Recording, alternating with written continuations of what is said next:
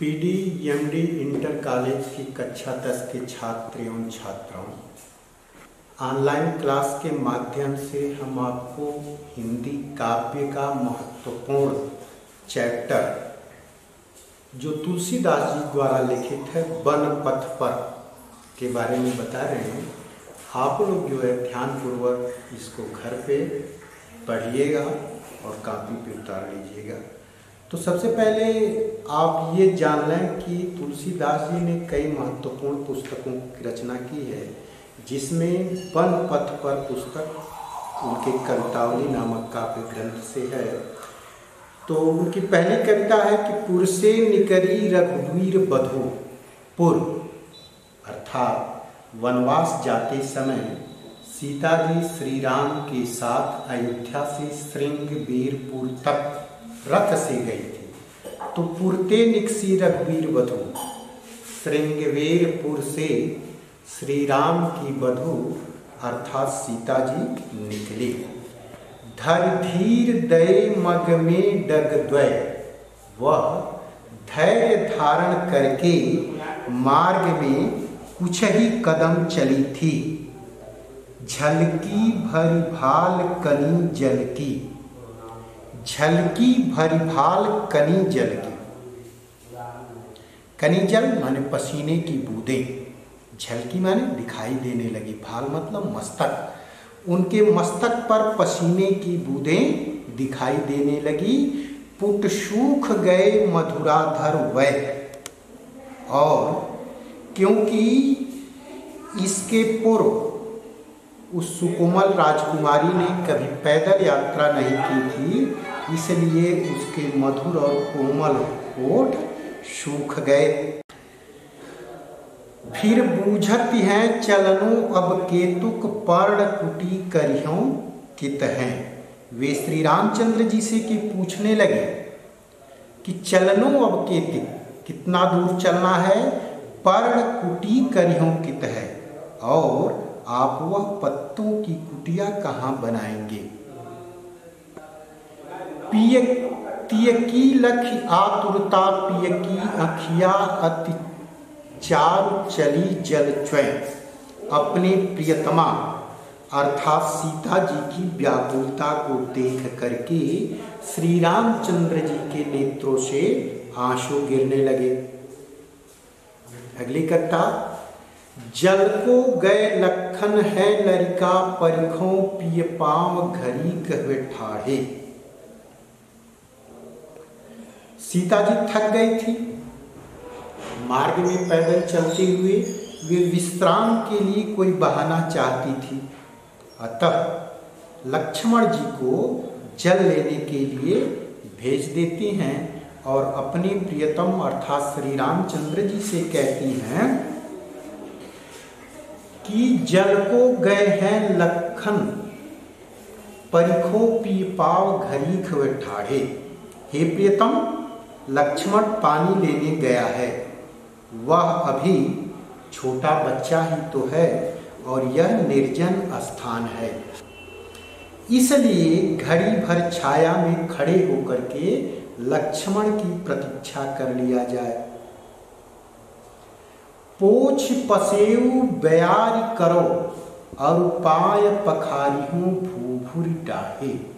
उतने समय में मैं आपको पसीने को पोंछ दूंगी और थोड़ी हवा भी कर दूंगी, और पांव पखारियों भूभुर डाहे और बालू से जली हुई आपके पैरों को धुल दूंगी। तुलसी रघुवीर प्रियाश्रम जान के, तुलसीदास जी वर्णन करते हुए कहते हैं कि श्री रामचंद्र जी ने देखा कि उनकी प्रियतमा अर्थात सीता जी अत्यधिक थक गई हैं। बैठ विलंबल कंटक काढ़े, तो उन्होंने छाया में बैठ करके अपनी प्रियतमा के पैरों से कांटे निकाले। जानकी नाह की नेह लख्यो पुल को तनि बारी बिलोचन वाढ़े। जानकी अर्थात सीता जी ने देखा कि उनके स्वामी उनसे कितना प्रेम करते हैं। तो आनंद की अधिकता से सीता जी के शरीर पुलकित हो उठे और उनकी आंखों से प्रेम रूपी आंसुओं की वर्षा होने लगी। तीसरी कविता में वनवास जाते हुए सीता जी को गांव के मार्ग पर जब गांव की स्त्रियां देखती हैं तो वह आपस में विचार करती हैं कि रानी में जानी अजानी महापव पाहन होते कठोर हियो है। ग्रामीण स्त्रियां वन में जाते हुए श्री राम लक्ष्मण और सीता को देखती हैं।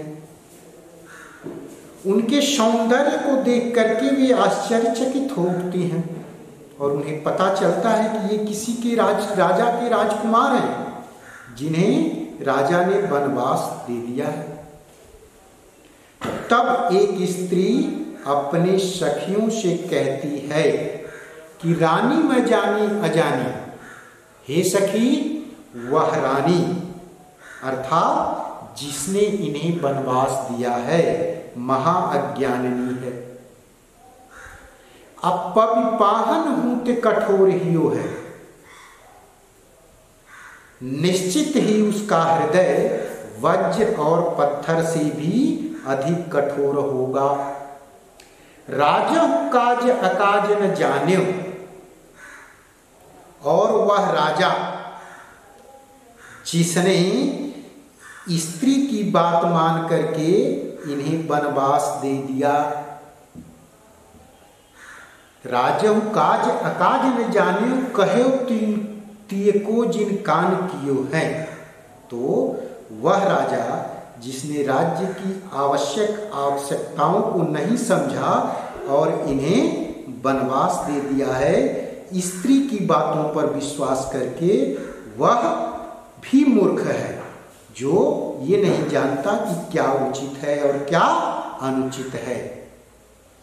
ऐसी मनोहर मूर्ति ये बिछुरे कैसे प्रीतम लोग जियो हैं। हे सखी ऐसी सुंदर ये मूर्तियां अर्थात इतना सौंदर्यशाली इनका शरीर है, बिछुरे कैसे प्रीतम लोग जियो हैं।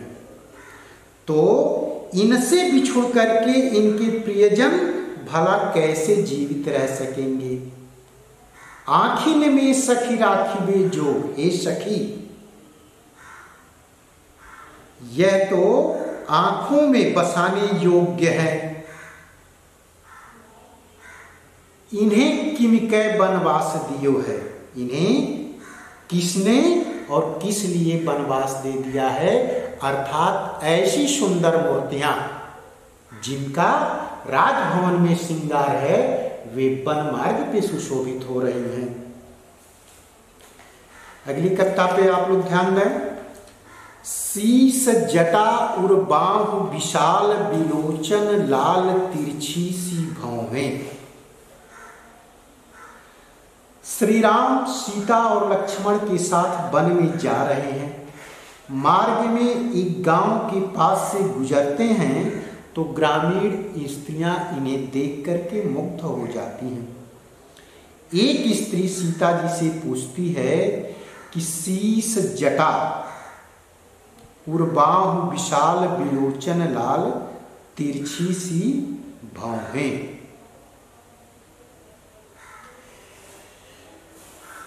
एक स्त्री ग्रामीण स्त्री सीता जी से पूछती है कि हे सखी यह श्याम रंग के कुमार कैसे सुंदर हैं। शीस जटा जिनके सिर पर जटाएं हैं, उर्बाहु विशाल जिनके सिर पर जटाएं हैं और इनका वक्षस्थल और भुजाएं विशाल है। उर माने हृदय, बाहु माने भुजाएं, विलोचन लाल लाल लाल नेत्र हैं, तिरछी सी भौहें और तिरछी भौहें हैं। तून तरासन बाण धरे, ये तरकस धनुष तथा बाण धारण किए हुए हैं। तुलसी वन मार्ग में सुठ सोहें तथा वन के मार्ग में अत्यंत सुंदर शोभायमान हो रहे हैं। सादर 12 बार सुभायतिये, ये बड़े आदर के साथ बार बार स्वाभाविक ढंग से तुम्हें देखते हैं। तुम त्यों हमरो मन मोहे, तो यह हमारे मन को भी जब आपको देखते हैं तो उस समय हमारे मन को भी मोहित कर लेते हैं। पूछत ग्राम बधु सियसो, कहो रावरे सांवरे से सखी रावरे को है।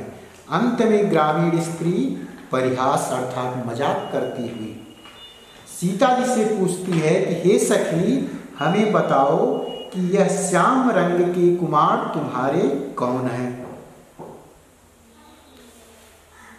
अगले पद्य में सीता जी ग्रामीण स्त्रियों के प्रश्नों का उत्तर देती हैं। सुनि सुंदर बैन सुधारस शाने, श्री राम सीता और लक्ष्मण के साथ जब वन को जा रहे हैं तो मार्ग में किसी गांव की स्त्रियां उन्हें देखती हैं और उनके सौंदर्य को देख करके आश्चर्यचकित हो जाती हैं। वे जानना चाहती हैं कि इस परम सुंदरी अर्थात सीता जी का इस श्याम वर्ण अर्थात श्री रामचंद्र जी से क्या संबंध है। अंत में एक स्त्री ने आगे बढ़कर के सीता जी से पूछ ही लिया कि हे सखी, ये सुंदर श्याम वर्ण युवक तुम्हारे क्या हैं। तो सुंदर बैन सुधारस साने, सीता जी ने अमृत से सने हुए उन स्त्रियों के वचनों को सुना।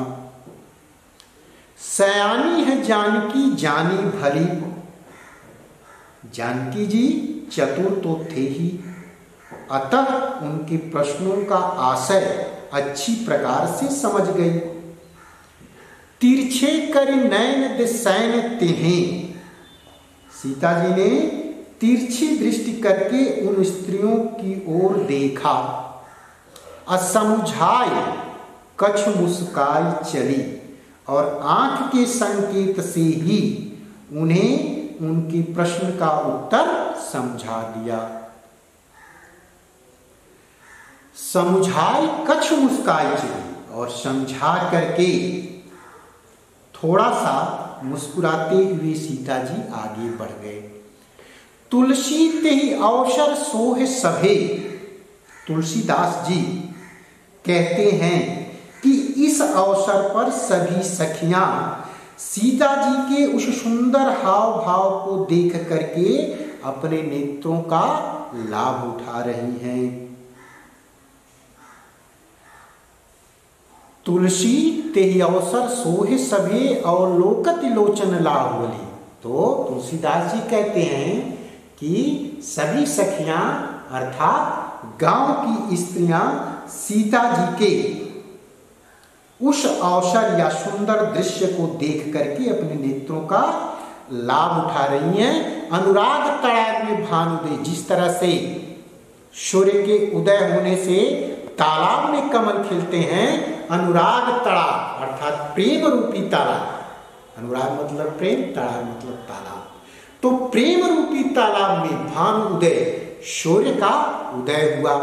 जिस तरह से सूर्य उदय होने से कमल खिलते हैं, उसी तरह से प्रेम रूपी तालाब में सूर्य का उदय होने से बिगसी मन मंजुल कंज कली, उस प्रेम रूपी सरोवर में सुंदर कमल की कलियां उन ग्रामीण स्त्रियों के नेत्रों के रूप में खिल गई।